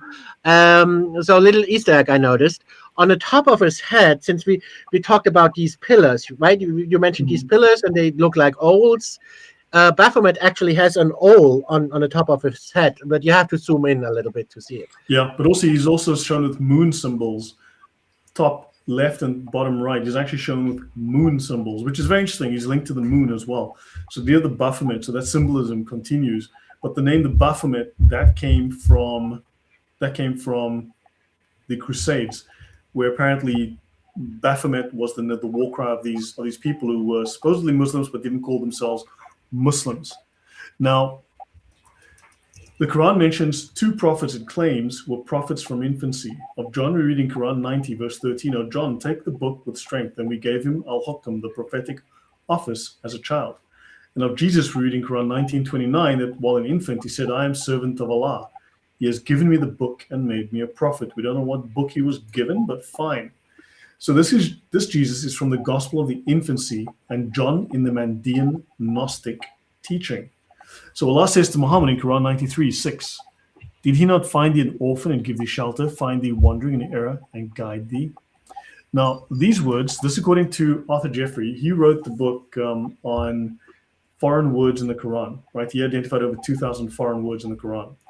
And the words Dalan and Hada make it obvious the reference is to his being found by Allah in a false religion and guided to the true. And efforts were made later to claim it is being taken into his grandfather's house. Now, they're trying to clean up Muhammad's image here because Muhammad is supposed to be the perfect Muslim. And they want to hide the fact that there's all these references to Baal and Hubal. And he writes here a few details of Muhammad's domestic life with his first wife, Khadija, are preserved. But there is an interesting passage in the Musnad of Ahmad ibn Hanbal, which mentions that Muhammad and his wife had a custom of evening prayer. In this tradition, a neighbor says how he overheard Muhammad saying to his wife, "O Khadija, by Allah, I will not worship Allat, nor Al-Uzza. By Allah, I will not perform worship again." But Khadija said, "Leave Allat and leave Al-Uzza," and the neighbor adds, "These were their idols, which they used to worship and then go to bed." So Muhammad was, according to these sources, a worshipper of these pagan deities, Allat, Manat, and Al-Uzza. I have to ask the question, why in a location that's predominantly illiterate, with no presence of mind as to who Muhammad was, would they write such detail about this man? Hundreds of years later and thousands of miles away. Yeah. Okay. May I add something to this? Yeah. So in here, someone hears that Muhammad said, "Oh, by Allah, I'm not going to do this anymore." Right. So there is a hadith where during the day of one of his wives, he goes and sleeps with one of his concubines, one of the slaves. The wife loses her mind. He's like, "What did you do?" And he says, "By Allah, I swear I'm never going to do this again." Okay, so 5 minutes later, he goes and he does it again. His wives lose their minds and say, "But you swore by Allah you were never going to do this." And his excuse was, "Well, but Allah told me not to forbid myself the things that were lawful." Which is like, well, just think about that. If he swore by Allah, even if Allah tells him, "Hey, you can do it," doesn't mean that he has to do it. But this is a guy that, according to the traditions, swears by Allah, and then without Allah commanding him to do something, he goes and breaks that oath. So if we put this together with that hadith, him saying, "I'm not going to do something, I swear by Allah," it means nothing. Nothing. Okay. Is that the same incident when Aisha turned around and says that your Lord hastens to allow you desires. Yeah. Hubal actually always hastened to fulfill his desires. Yes. Yep. Now, I'll finish here in Kitab al-Badi wa Tazriq of al-Maqdisi. Good grief, trying to say that. According to the ancient authority Al-Qatada, the first son of Khadija born to Muhammad in the Jahiliyyah was named Abd Manaf, servant of Manaf by Muhammad. So Manaf was an ancient idol venerated by the Quraysh, one of the most important divinities at Mecca. Now, Khadija is supposed to be the first Muslim. I'd argue with that. I would say she's the true prophet of Islam. Yeah, but so they name a son, according to tradition, after another pagan god, right? And this just goes on and just goes on. And then we can draw attention to a still more conclusive instance of Muhammad's association with ancient pagan worship, where we are given the words of a confession from his own lips. In his younger days, he had sacrificed a white ewe to Al-Uzza. Yaqut al-Hamawi, in the article on Al-Uzza in his geographical dictionary, says, Said Abu Mundir, it has reached us that the Prophet made mention of her, Al-Uzza, one day and said, I made an offering of a reddish white ewe to Al-Uzza when I was following the religion of my people. And Al-Uzza is one of the three idols of the Kaaba mentioned by name in the Quran, and whose name was used by the Quraysh in their battle cry. So the battle cry was, but I thought they said Hubal. But okay, now there's a different battle cry. So that she seems to have been the most important of the many deities worshipped at Mecca, if not the original goddess of the place. So now we've got female most important goddess, Hubal, Allah, female.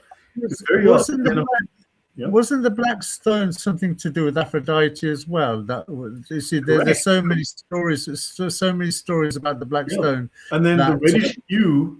I mean, does that link to the Jewish, the sacrifice of the red cow or red bulls at the Temple Mount? I just wonder. Just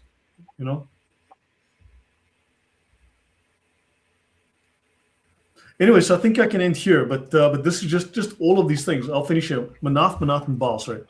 Pre-Islamic god worshipped among the Quraysh, that's Manaf, and other tribes. We know little about the deity, except the lists that are preserved by Muslim scholars, of all things. From the name, it would appear that he was an astral deity, astronomical, right? His idols were located in the Kaaba, and menstruating women kept away from them. And Manat, a female deity of the pre-Islamic period, associated with Alat and Al-Uzza and the daughters of Allah. Evidence shows that this goddess was very ancient. Her name appears in early Akkadian.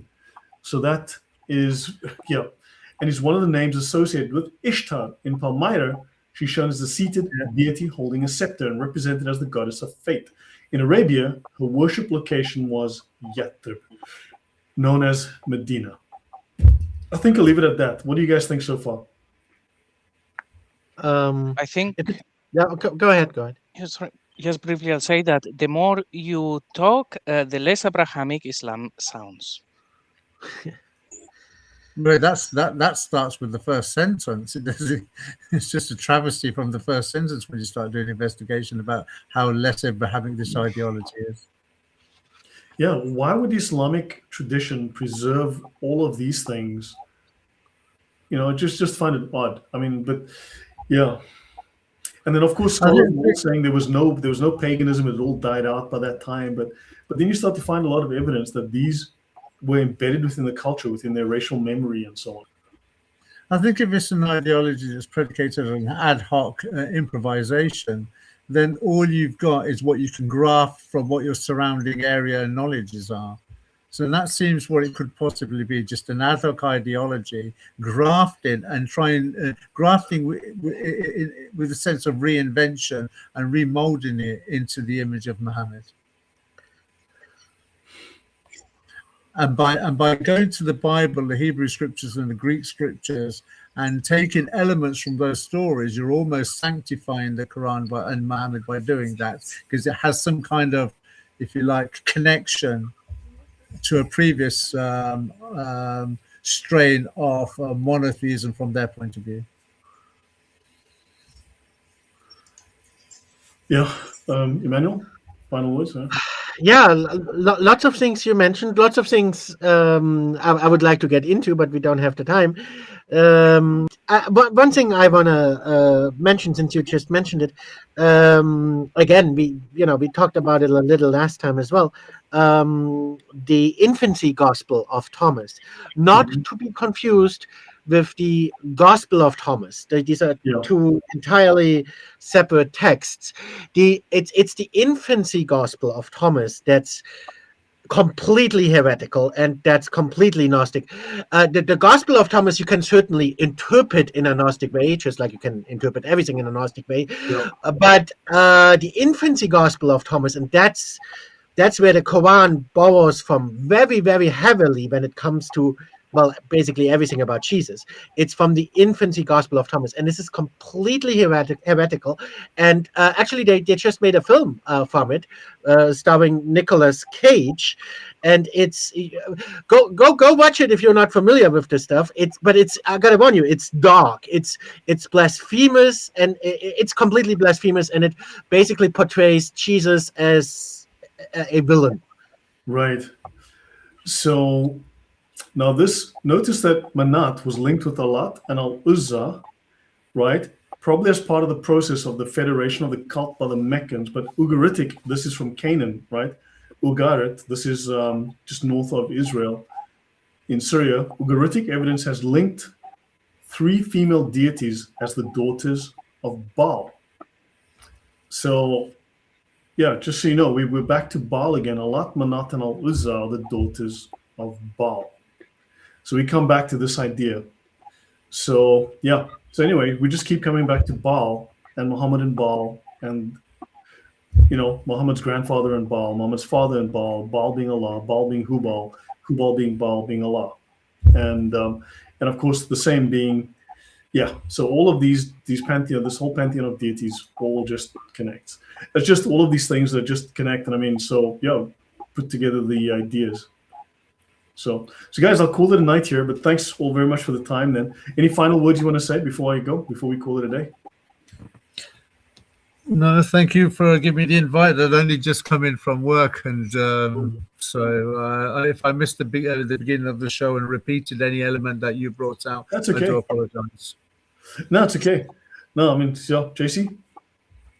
Thank you, Lloyd. Well done, and I look forward to the more breakdowns. But yeah, the more you speak, the more it sounds like they did have the Quran sort of from the Judeo-Christian heretical groups, but everything else they copied from different places. So well done. Yeah, I don't know how it can be Abrahamic. Have a look here. This is the Sabaean moon god Makkah, right? He's the king of the gods, right? And this is his symbol, the crescent and the star. You can see the moon symbol here, but you can see the crescent and the star. This goes back long before Islam. And he's the moon god Shin, also known as Nana, right? One of the oldest gods of the Mesopotamian pantheon. Yeah. So I was just going to say, I don't know if you did bring this up. I know you've brought it up in previous shows, and I've brought it up, and that's in the scripture in the Bible talking about people coming from a land with crescents hanging from their camels' necks. Yeah, Gideon. Yeah, we'll mention that. Yeah, correct. And they were the enemies of the Jews. Yeah, enemies of God. Yeah. So we'll continue with this, but there is just so much of this stuff that is utterly pagan, completely Babylonian, and related to moon god worship and to Baal. So yeah, just these influences are clearly there, constantly in the background of Islam and in Muhammad's tribe and in stories, and just all there. So guys, thank you. I think we'll call it a night here. It's a lot to process, a lot to think about. Maybe there's nothing definitive here, but once you start to put all this evidence together, it just paints a picture that just doesn't look Abrahamic. It looks positively Babylonian pagan. So guys, thank you very much. God bless, and we'll see you guys soon. God bless. Thank you, Lloyd. Thank you, man.